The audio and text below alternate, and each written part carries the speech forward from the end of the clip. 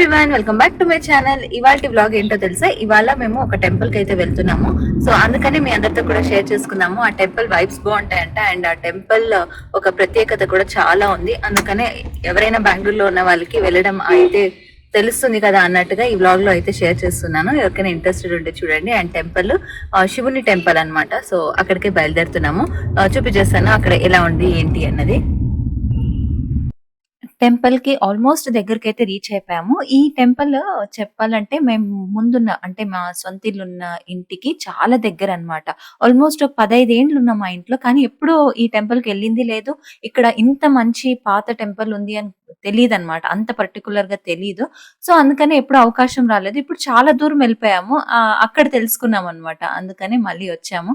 సరే ఇక్కడ ఈ టెంపుల్ దగ్గర ఒకసారి దర్శనం చేసుకుందాము అని. ఎందుకంటే నాకు ఎన్విరాన్మెంట్ చాలా నచ్చింది. ఒకసారి నేను కుమార్ అటువైపు వెళ్తూ ఉంటే చాలా జనం ఉన్నారనమాట. అలా రిసర్చ్ చేస్తే ఈ టెంపుల్ ఎక్కడ ఏంటి అని చూస్తే మాత్రము నాకు అప్పుడు అర్థమైంది. ఓ ఇంత ప్రత్యేకత ఉందా ఈ టెంపుల్ కి, ఇంత పవిత్రత ఉందా ఈ టెంపుల్ కి. సో ఎప్పుడైనా మనము వెళ్దాము అని చెప్పి ఈసారి అయితే మా అమ్మ వాళ్ళతో కలిసి వెళ్దాము అని చెప్పి ఇలా ప్లాన్ చేసుకున్నాం ఒక వీకెండ్.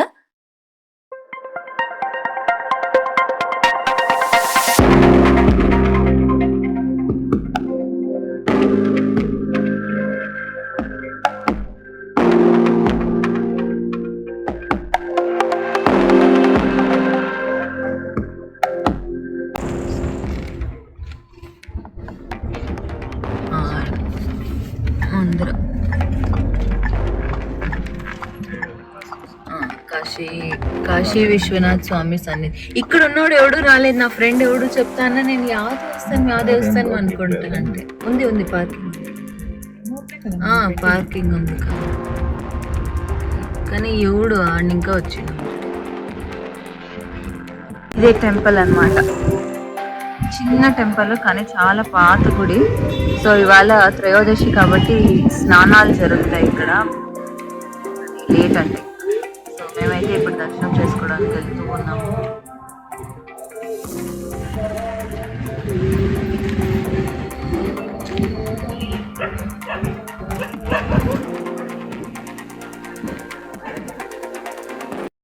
టెంపుల్ గురించి మాట్లాడుకోవాలి అంటే ఈ గుడి వచ్చేసి 8000 సంవత్సరాల ఒక పాత గుడి. ఈ లింగం కూడా ఇక్కడ మనుషులు ప్రతిష్ఠించినది కాదు, ఇది మహామునులు ప్రతిష్ఠించినది.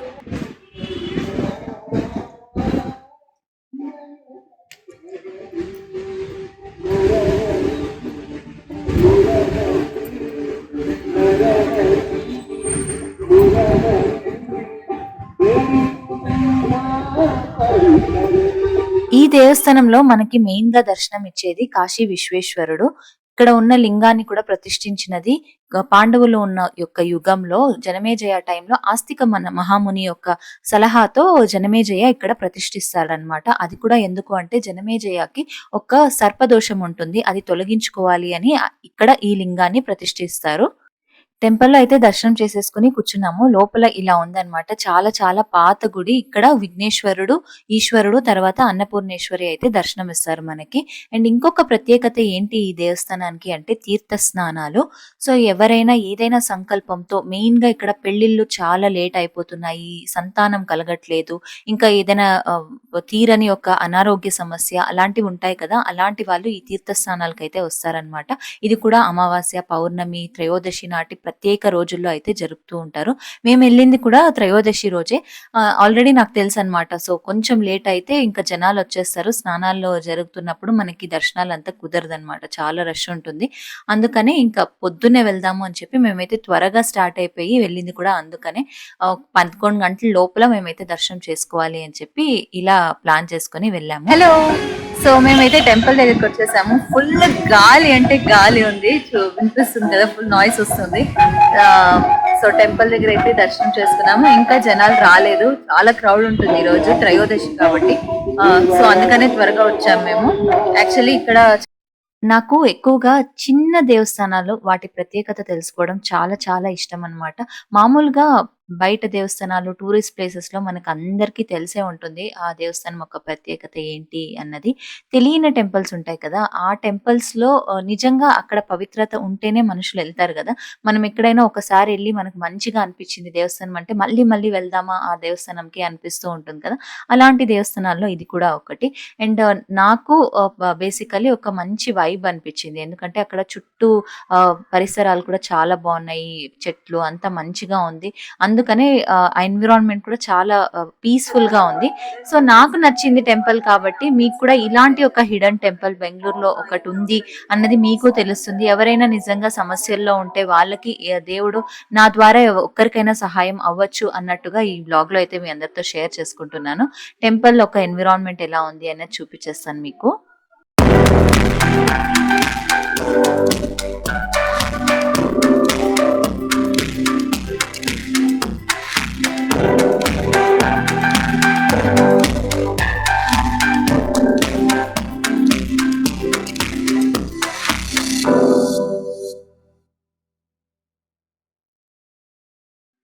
మేము దర్శనం చేసుకొని బయటకొచ్చేసరికి జనాలందరూ ఒక్కొక్కరిగా వస్తూ ఉన్నారు. తీర్థ స్నానాలకి వెయిట్ చేస్తున్న వాళ్ళందరూ అక్కడ ఉన్నారనమాట. సో, నాకు ఎలా జరుగుతుంది ఏంటి అన్నది నేను అటువైపు వెళ్తూ ఉండగా చూసాను జనాలు. సో, ఉందాము ఇవాళ కూడా అనుకున్నాము. కాకపోతే మాకు వేరే పని ఉన్నింది. ఎందుకంటే మా నాన్న ఆఫీస్‌కెళ్ళిపోవాలి. సో, ఇంటికి త్వరగా వెళ్ళిపోవాలి అని చెప్పి మేము అక్కడ నుండి బయలుదేరేసాము. లేకుంటే అది కూడా చూపిద్దాం మీ అందరికీ అని అయితే అనుకునే వచ్చాను. కాకపోతే లేట్‌గా మొదలవుతుందంట. సో, అంతవరకు మేము ఉండలేకపోయాం అక్కడ. సో, ఎప్పుడైనా వెళ్ళినప్పుడు ఈసారి చూపిస్తాను మీ అందరికీ ఎలా జరుగుతుంది ఏంటి అని. లేకపోతే మీరు గూగుల్‌లో కూడా సెర్చ్ చేయొచ్చు. చాలా చాలా రష్ ఉంటుంది ఆ టైంలో. ప్రత్యేకంగా అమావాస్య, పౌర్ణమిల రోజులైతే చాలా రష్ ఉంటుందట.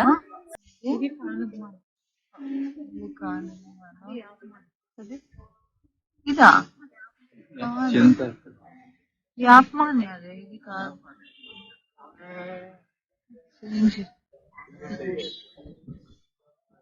యాప్మాన్ అదే అనుకుంటా. అది లాస్ట్ లో ఉండి చిన్న చెట్టు గణేశ్వరుడు, గంగమ్మ దేవి. ఇక్కడైతే పుట్టుంది, ఇంకా కన్స్ట్రక్షన్ లో ఉంది దేవస్థానం. లోపల పుట్టుంది. ఎంత విశాలమైన దేవస్థానం. సిటీలో మనకి ఇంత ప్లేస్ దొరికిండేదంటే అదృష్టం కదా. అంటే అంత ఓల్డ్ టెంపుల్ ఇది. ఇక్కడ యోగి నారాయణ స్వామి క్లోజ్ అయింది.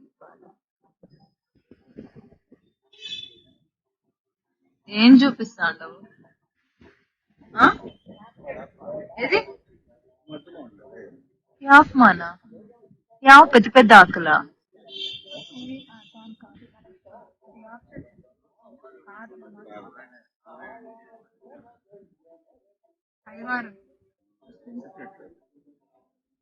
ఆ లాస్ట్ చింత చెట్టు. ఎన్ని చెట్లు ఉన్నాయి చూడు, అందుకే మంచి గాలి. కానిక పువ్వు ఇది. కానిక ఎంత పెద్దగా అయింది చూడు. బెట్టాలిలో మన ఇంటి దగ్గర ఉంటాయి కానీ అది ఇంత పెద్దగా లేదు. ఎంత బాగుంది. ఈ రోజులు ఎండ ఎండ ఎండ అంటే ఎవడో చల్లగా. పోయినసారి మేము వచ్చినోడు నీళ్ళ లేక తప్పికి వచ్చి వాటర్ బాటిల్ కొనుక్కొని పోయింది. సడన్ గా క్లైమేట్ తెలుస్తారులే కదా. టెంపుల్ నుండి బయటకు వచ్చేసరికి మాకు 10:30 అట్లా అయిపోయింది. ఇంకా బ్రేక్ఫాస్ట్ బయటే చేసుకుని వెళ్ళిపోదాము, ఇంటికి వెళ్తే లేట్ అయిపోతుంది. ఇక్కడ నుండి మేము మళ్ళీ ఇంటికి వెళ్ళడానికి ఒక 1.5 అవర్ అవుతుంది. ట్రాఫిక్ అంటే ట్రాఫిక్ ఉంటే. ట్రాఫిక్ లేకపోతే ఒక 1 అవర్ లోపల వెళ్ళిపోతాము.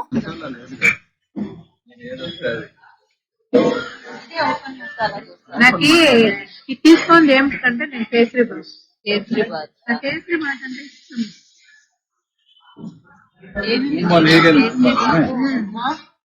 దోశ, చట్నీ, బిసిబెళబాద్, సాంబార్,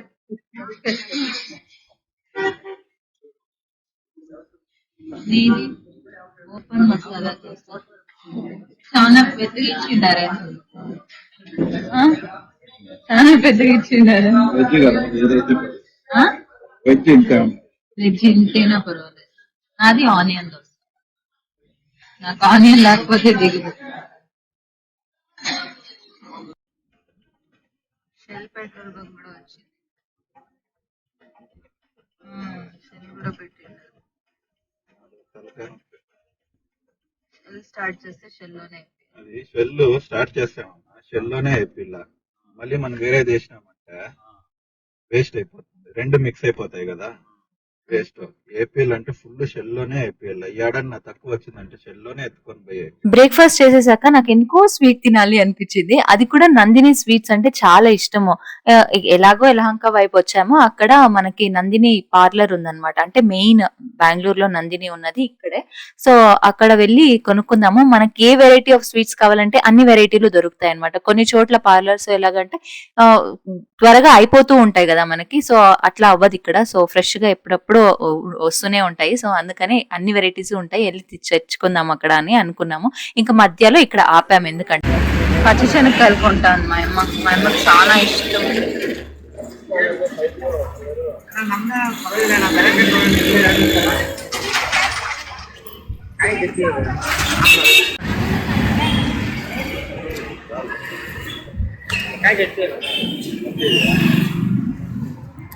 ₹100 అంటాయి. పర్వాలేదు.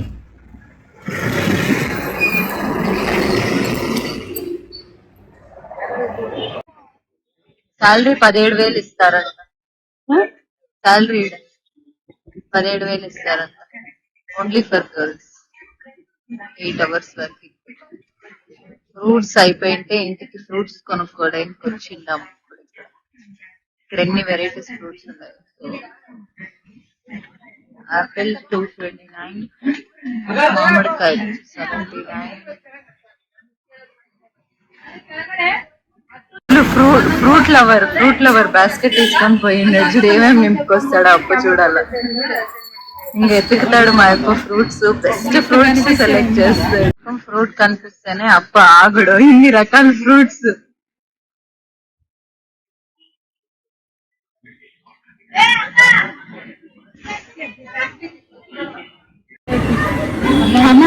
₹500 కేజీ అంట. జామకాయలు బాగా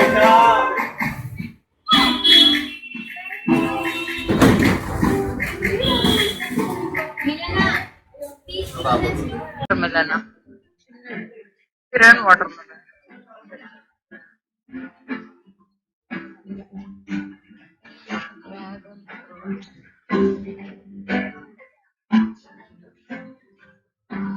ఇవైతే తినచ్చు అన్నమాట.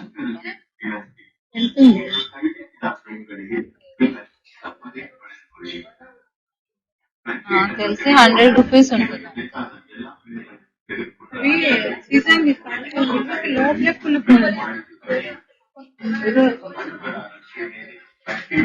బాగుండే.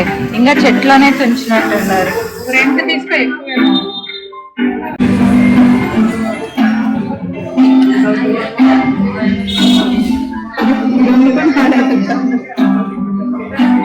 శాంపుల్ పెట్టితే మనకు క్లోజ్ చేసిన దాంట్లో ఎత్తుక్కుంటాను.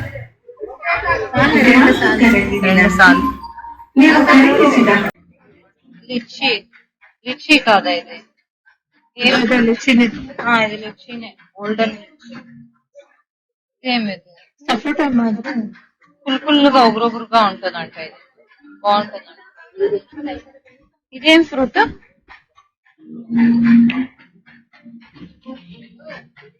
మంగు. ఏంటిది? మంగోస్. బుక్కుల్లో చదువుకుంటాను.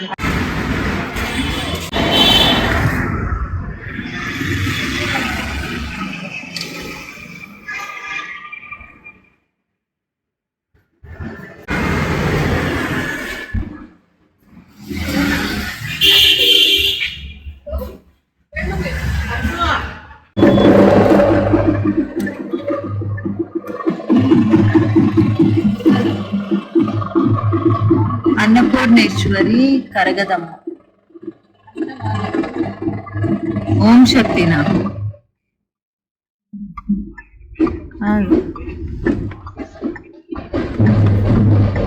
అన్ని చోట్ల జాతరలు జరుగుతా ఉండే ఇప్పుడు అన్ని ఊర్లలోనూ. వర్షాలు వచ్చే టైంలో అంతా జాతరలు చేస్తారు. మామూలుగా ఈ జాతరలు ఇవిడ యాలు చేసేది అంటే క్లైమేట్ చేంజ్ అయ్యేదానికి ఊర్లో రోగాలు వచ్చే సీజన్ ఇది. అందుకోసము అమ్మవార్లకంతా శాంతిగా ఈ జాతరలు చేస్తా అనింది ముందు కాలం అంతా. యాపాకు, ఈ జ్యోతులు మోసేది, ఈ సెల్పిండి. బయట నుండి ఇంటికి వచ్చేసాక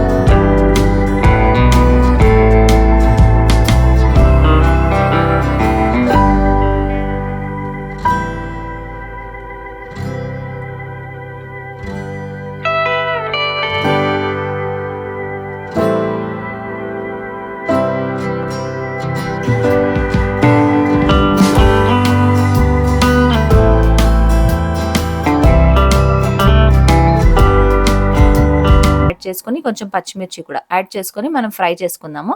అండ్ ఇందాక మ్యారినేట్ చేసి పెట్టుకున్నాం కదా కూరగాయలు, అవన్నీ కూడా ఇప్పుడు యాడ్ చేసుకొని కొంచెం లైట్గా ఫ్రై చేసుకొని, ఇప్పుడు ఏదైనా టేస్ట్ మనకి ఉప్పు కారం సరిపోలేదు అంటే కొంచెం యాడ్ చేసుకోవచ్చు. సో అందుకని ఇలా ఫ్రై చేసుకుంటున్నాను అనమాట.